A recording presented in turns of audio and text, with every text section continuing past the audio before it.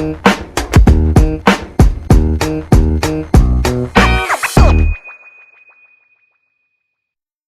is the launching of the missing piece. And I really appreciate everyone who is online right now joining in to listen to this first podcast of the missing piece um, with Lydia Amputees Foundation. The missing piece started when someone came to me with a question that I could not answer. I realized that a lot of amputees are here looking for answers to some of the missing pieces that they have. And not only amputees at best, but a lot of people at large are struggling with what might be a missing piece. And in this podcast, I am going to have an open floor of where anyone can bring their subject matter or talk about what is bothering them that they felt is a missing piece. I know for us amputees who are here, the missing piece might be surrounded by our limbs only. But I will tell you this, the missing piece is not just surrounded by our missing limbs. The missing piece is surrounded by a plethora of events that have come across in our lives. And today, I am launching the missing piece so that this podcast will go far and wide, where people are going to come back and say, Lydia, I am so glad that you have this podcast to talk about the missing piece in someone's life.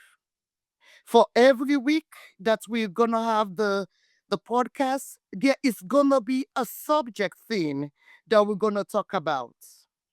And again, we are open, we at Laugh are open to any subject that someone wants to let me bring on the table to talk about. This is more or less another awareness avenue for Laugh to show that we are not just stagnated in one place. We are going places, we are going wide, we're going bigger. Today, I want to talk about myself, Lydia. Some people here already know me or knew me, but there are a few people who may have never met me in real life. Again, my name is Lydia. I was born Lydia John from Freetown, Sierra Leone in West Africa. I got married 28 years ago to Andrew Gray. And now my name is more or less Lydia Gray than Lydia John.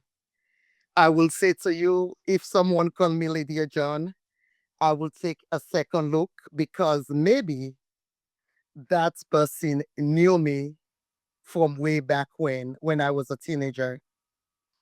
But most people know me for Lydia Gray rather than Lydia John. I started Lydia Amputees Foundation, Laugh, as a 5K walk only. I started it because on March 5th, 2020, I lost my left dominant hand. It was on that fateful day.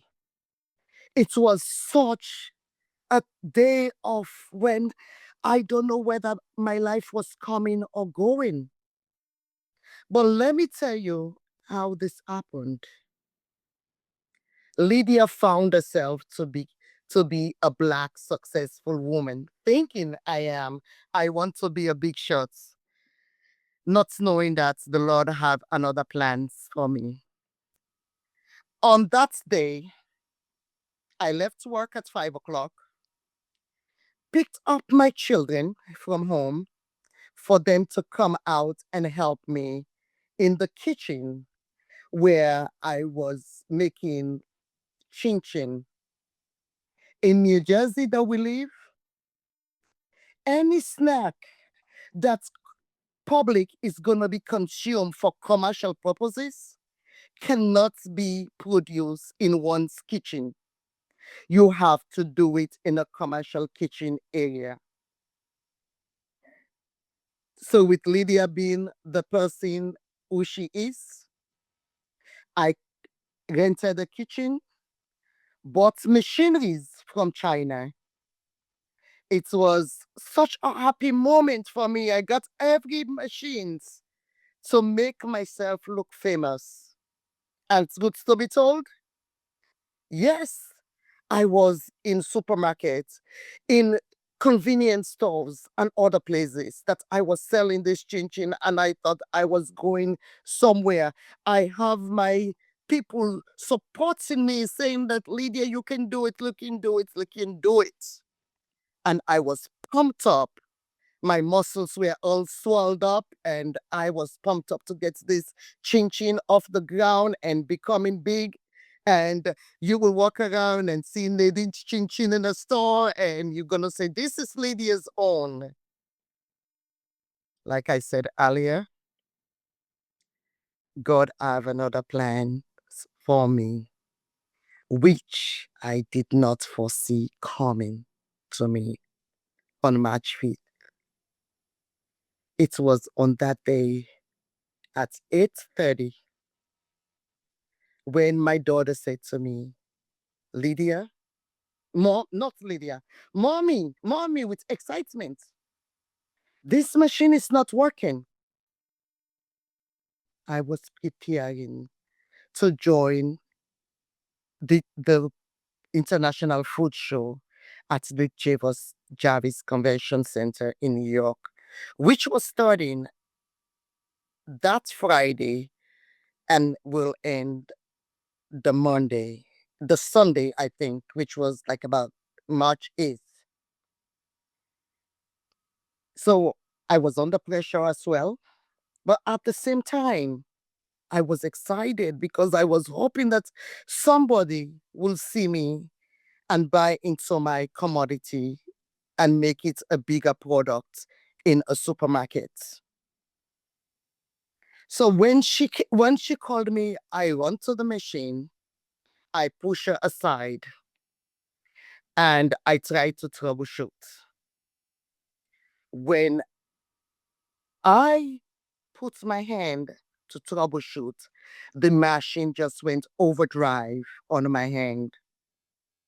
I was stuck in the machine for over 30 minutes. It was at that moment, during the 30 minutes, I start asking myself this question.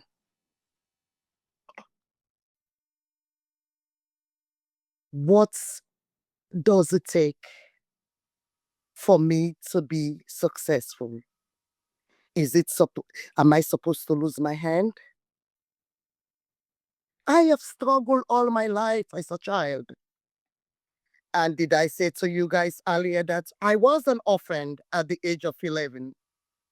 I lost my father at 9 and my mother 2 years later at 11.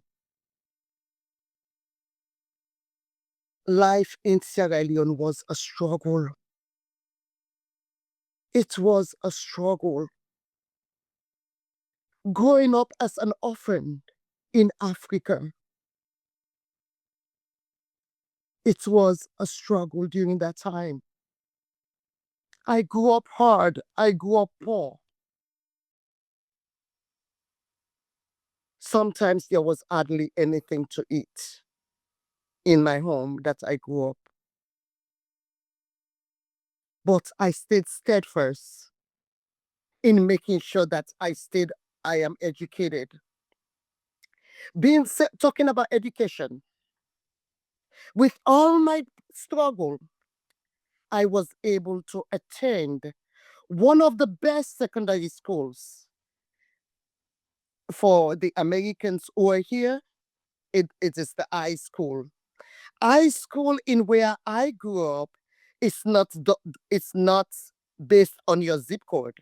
It's based on your academic achievement. I scored enough points to go to one of the best schools in Sierra Leone, the Methodist Girls High School, of course. We were all girls. And I will tell you, most of those girls came from affluential homes. They came, their parents were lawyers, doctors, engineers, you name it, or maybe big business people. I was lucky enough to be in the presence of those people during that time. And I did my best during that secondary education in Sierra Leone. Even through poverty, I strive to get passing grades so I will make it in life. Then I came to the United States just a few years after I finished high school. My brother, who promised me to bring me to the United States after he left in 1982, while I was in Form 2 or Form 3 at the Methodist Girls High School. My brother promised to send me to bring me to the United States, and he kept to that promise, and I was able to come here and join him and his family. The promise that I made to myself, not to him, to myself, not to let him down, but to make sure I strive to my best in my educational aspect. Well, lucky me, I got a job at Rutgers University as a dining service worker, washing dishes. And washing dishes was good. They gave me the best money I've ever had in my life. I was able to pay my rent, drive a car, eat food. I was living my best life. I was living the American dreams at that time. Nobody could say anything to me. I was in dining service making some money.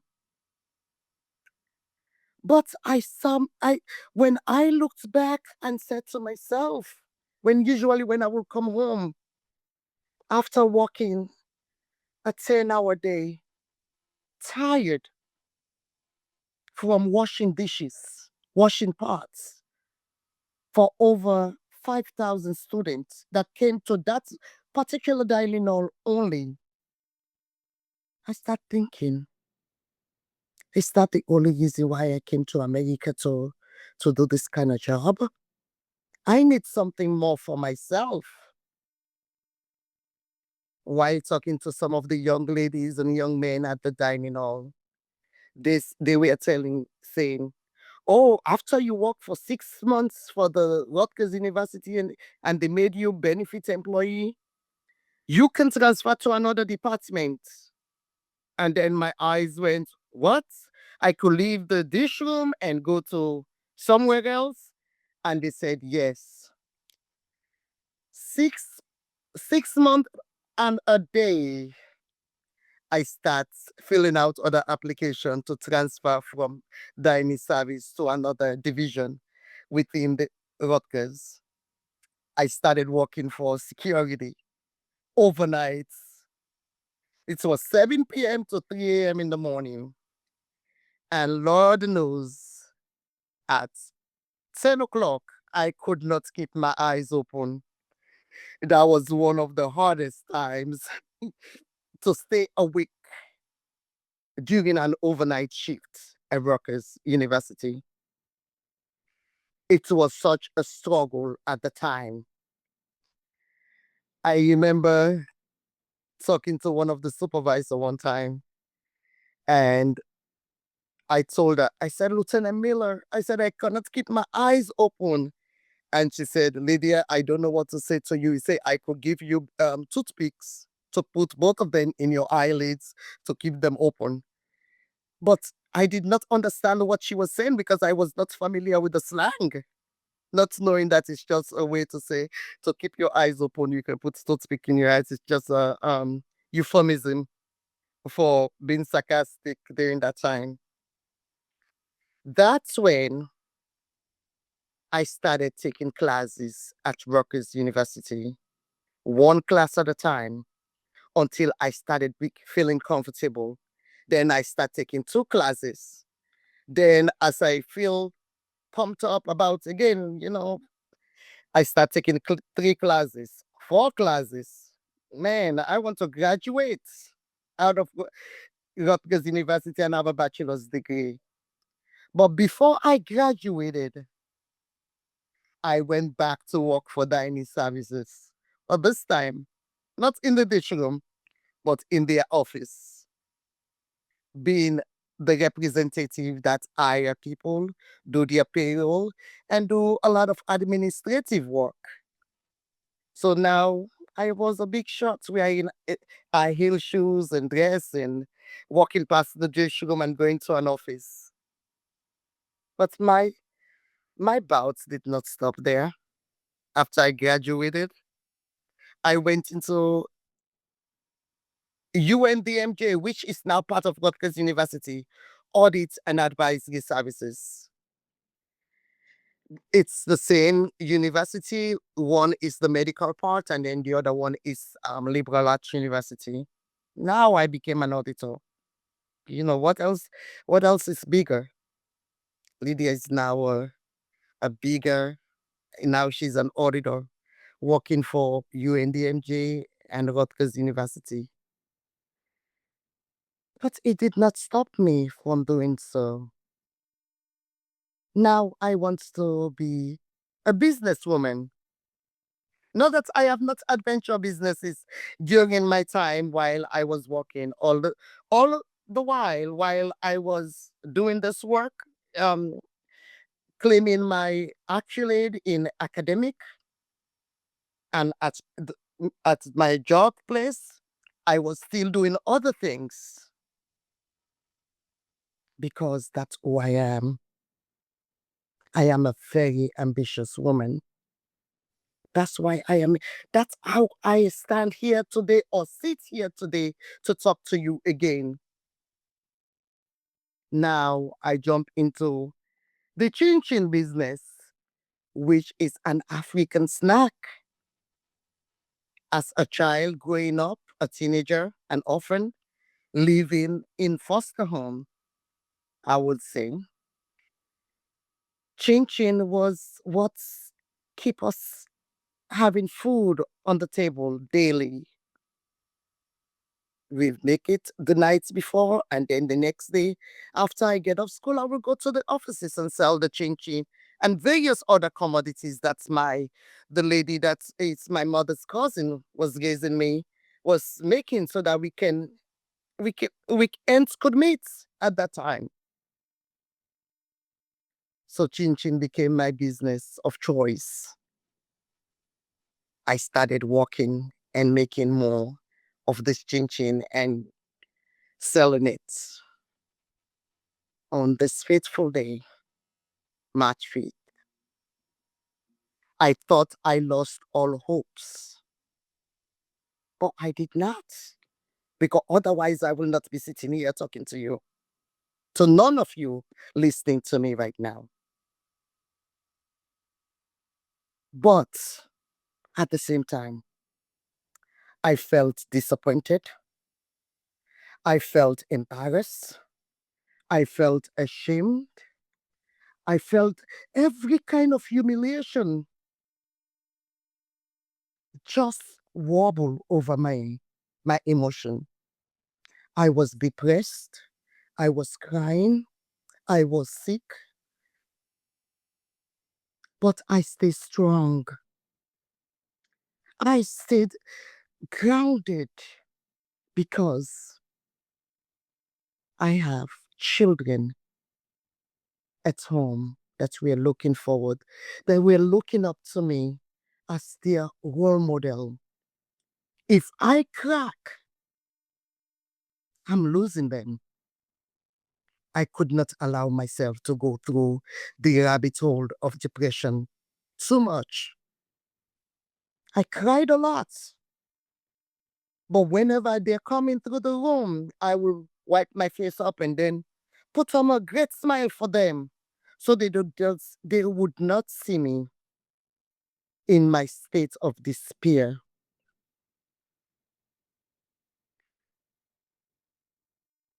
That's what kept me alive.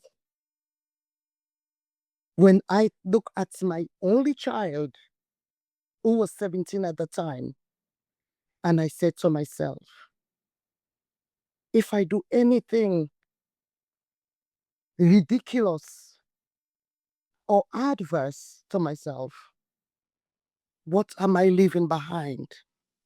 I want to see her grow up into a beautiful woman.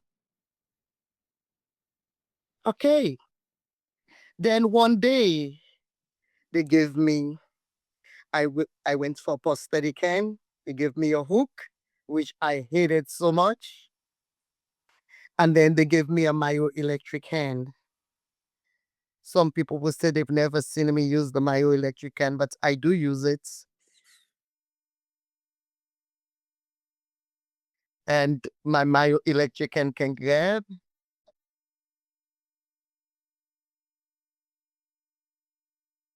I'm holding it to the glass. I will stop it from,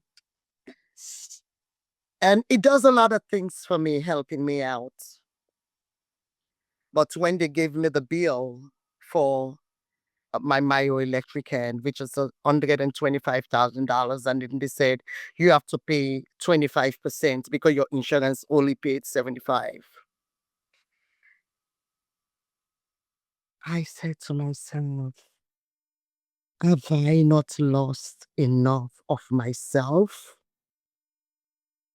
I lost my investment for my job because I depleted my retirement fund to set up the kitchen and buy the machine. I was going down the whole COVID was ravaging the United States at the time. My husband was not working. I was not working. Things were getting hard for us. And now I have to pay $35,000. Where was I going to get that kind of money to pay for a Mayo electric hand? Then this my favorite statement is, this the price you pay to be a strong black woman in America. After I got myself together, I brought the hand home. They didn't let me leave the hand because the insurance had paid more than I owed them. So they gave the prosthetic innovation place gave me the hand to come home.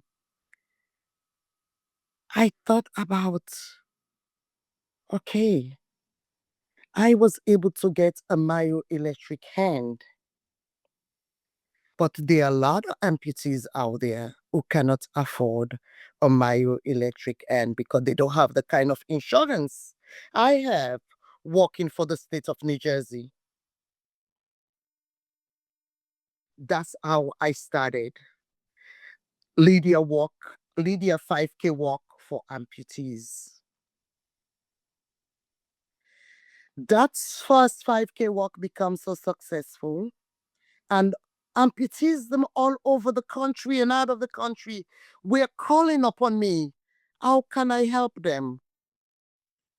That's when I decide to continue with the foundation, with naming it now Lydia Amputees Foundation.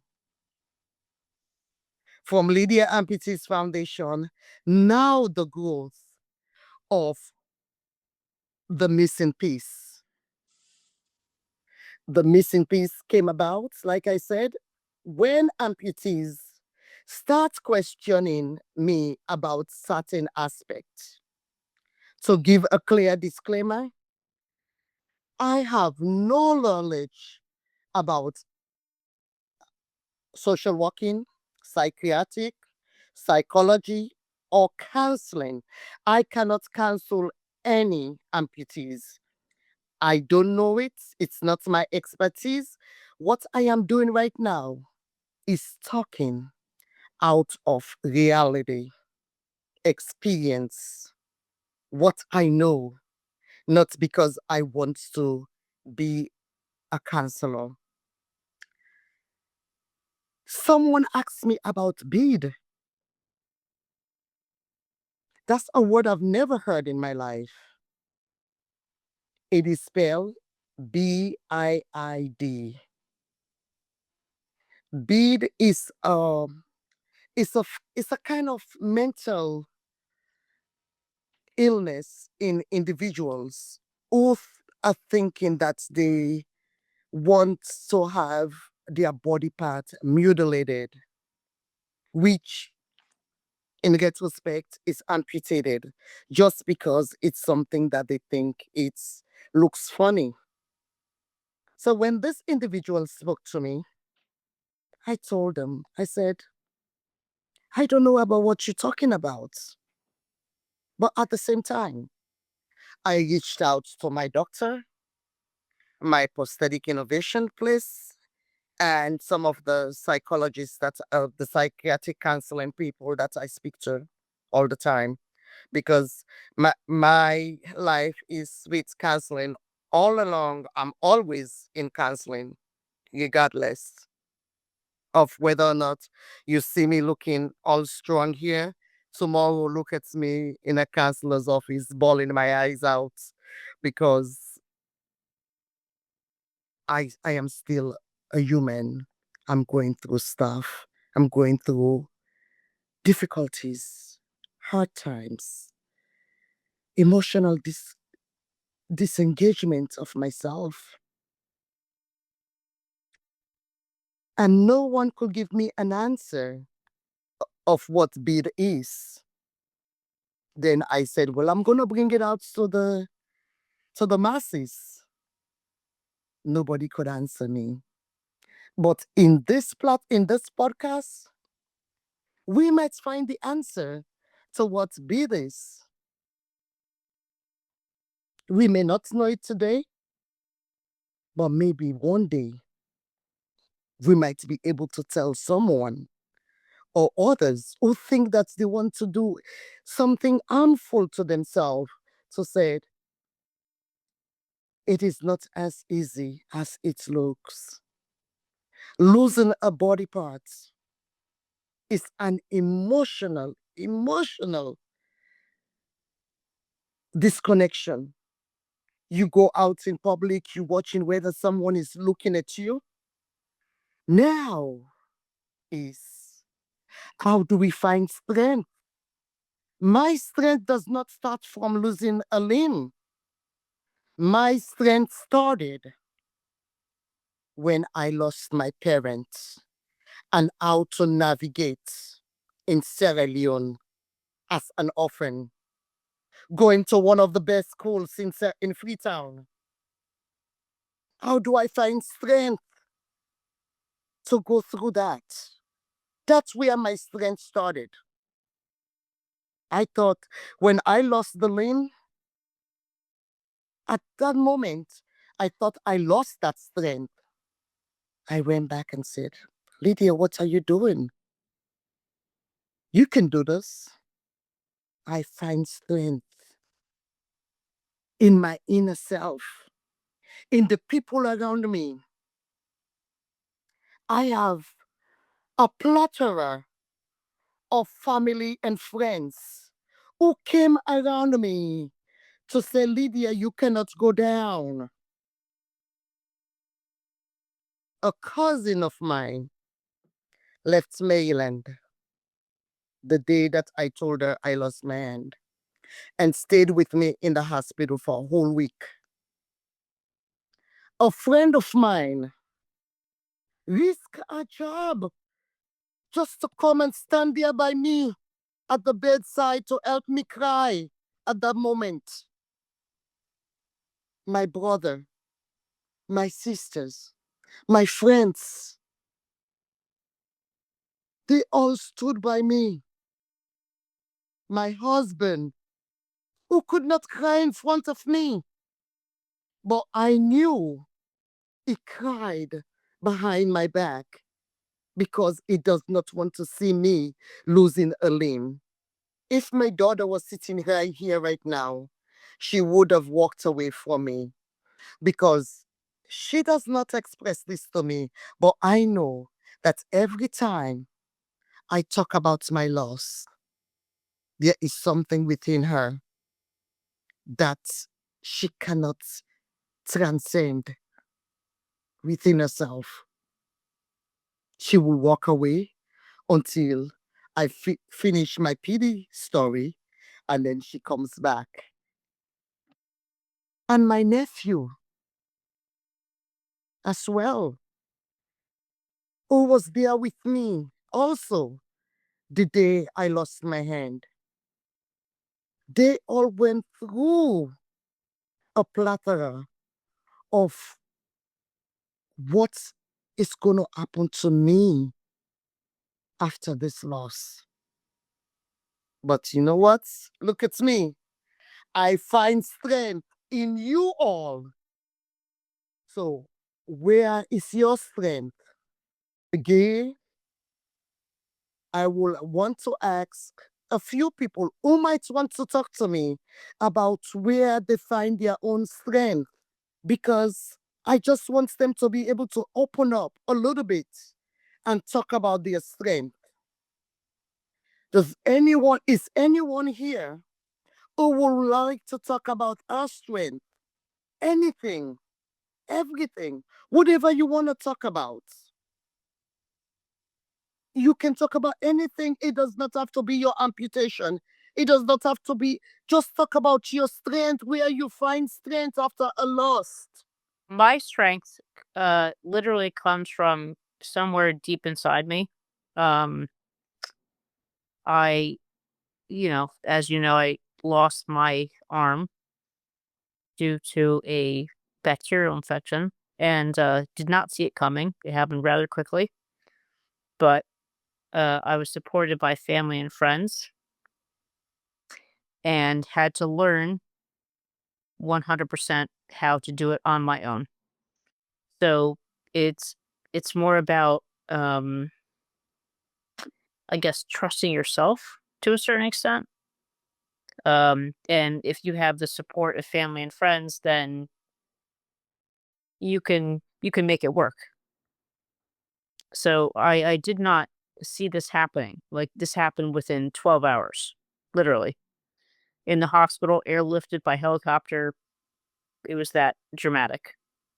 Um, but once I woke up after a coma and saw that my arm was gone, um, I realized, and this is what happens when you say the missing piece. For me, the missing piece happened to be me not appreciating my body, my family, and my friends. Like that was the missing piece, which I did not understand until sometimes things happen for a reason, Lydia, which you know. Something bad can happen and you can make it better. Something good can happen, you can make it worse. For me, thank God, uh, I lost my arm, but I gained more than I lost. In the last almost 2 years, I've had to fight my way back. My arm amputation is about here. It's above elbow, but I have this awesome prosthetic that has taught me how to live again. And my family has supported me. My friends have supported me. You have supported me, and I thank you. And Yeah. I am glad to see you thriving, Christina. When I met you in Collinswood, think about a year and a half ago, Mhm. it was a very hard day for me to see you in the states that you were. But today, look at where you're at. Yeah. I am glad I was able to be part of your journey You were when you thought nobody was there for you. you're a major player in my journey. I hope you know that. Thank you. That's the reason why I started the Lydia Amputees Foundation. No, I don't want to be a major part in someone's life, but I just want to be making a difference in someone's life, one step at a time. Well, between you and Dr. Shaw and his team, the fact that I would go to his office once a month and, you know, I would say 9 times out of 10 you were there. Like, you met my mother, you met, like you were a huge player. So it was just another reminder that you can get through this. Okay. You wake up every morning, you do the right thing. And even if you're tired, we're all tired. Okay. Let's be honest. However, you have to always put your best foot forward or your best arm, whatever it is, and just keep going. Wonderful, Christina. All right, I will get back to you if we need any more. I have a good friend here from Alabama, James. Can you hear me? Yes, I can. No longer in Alabama. I'm in Tennessee now. Oh, oh, wow. Welcome to Tennessee. You didn't give me that update, but congratulations on your move to Tennessee. Yes, yes. I'm glad to be on the call with you today. I'm glad that you sent me the link. You say where your strength come from. I don't. Well, for me, for today, I'm just glad to be on this call. I've been amputee for 37, almost 38 years to be this coming May. So all of you all are big inspiration to me. I just wish they had different platforms or different things like this when I lost my leg. Because when I lost my leg, I thought I was completely alone. So for 14 years, I had to battle being amputee solo. I was just around, able-bodied people, and I had to do the best that I could do. So I just like to congratulate all you all because I don't think there's anybody on that's on this call that's probably 37 years in. But Lydia, I just want to say you're a big inspiration to me today. 'Cause I didn't know your story, growing up in Africa the way you did. You was an orphan, I guess what, at 11? Yes. No mother, no father, growing up poor. We think we poor over here, and I'm listening to your story. I'm like, wow, So I just like to congratulate that everybody that's on this line, and you all inspired me to keep going. I got a non-profit organization too. My thing is seeing other amputee, overcome their disability, inspire me. To just to keep going because sometimes you can feel alone. And just seeing another amputee just making it through another day is an inspiration to me. So I'm just so glad that I remembered the time because I'm like 1 hour behind you all. So certain things happened today that made it possible for me to be on this line. And I just want to tell Miss Tina, keep going, keep going, keep going, keep going, keep Yeah, going. we're rooting for you, Miss Tinner. Yes, yes. And I had to crack up laughing when she said, take one step ahead. And she said, one hand, I got to, because I've been around, most of the people I've been around is leg amputation. So I was so glad when me and my wife now came out to New Jersey and seeing, someone with a prosthetic arm. So hands up to you, Miss Tina. Hands up. Thank you. Thank you so much. Oh, hey, I'm very okay. Uh, First of all, congratulations, Lydia, for launching this podcast. Thank you. Uh, First, I'd like to thank everyone who's online on this podcast, the inaugural launch. And I do not want to say so much, only that I'm calling from outside the United States. I'm calling from Canada. And one thing I would like to say is everybody who has had the experience that we're talking about today to feel proud of themselves, to feel proud in the sense of how courageous they have been. So going through trauma like that can make some people give up in life. There are all sorts of temptations on what to be, to maybe take up that. Some might even just that their life is no longer worth it, and therefore they don't need to be on the of this earth. So you being here with us and taking the courage to do this, I must commend you for all what you're doing.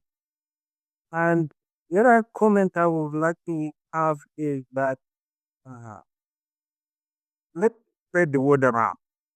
Uh, a platform like this is good way to communicate to others. There are so many people out there who do not know what to do.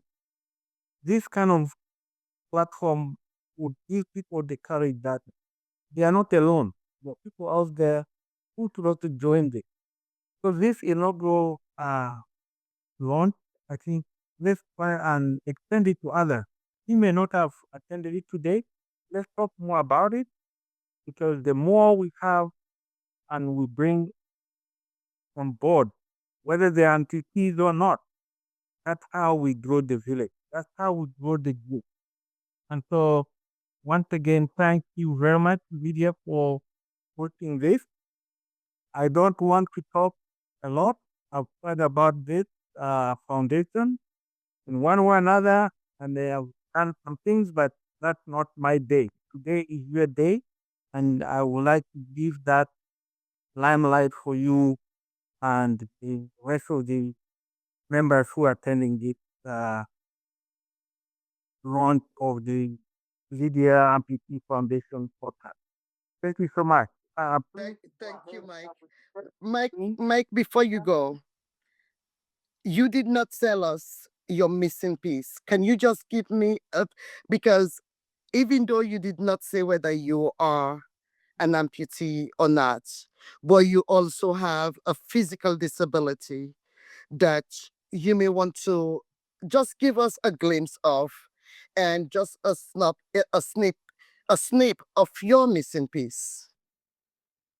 All right. As I said in my uh, talk before, I said I wanted this to give you a day, but if you have asked for that, I just want for people to know that I also have some with disability. At the age of 4, I had polio, and I've lived with it for the rest of my life since I was 4 years old.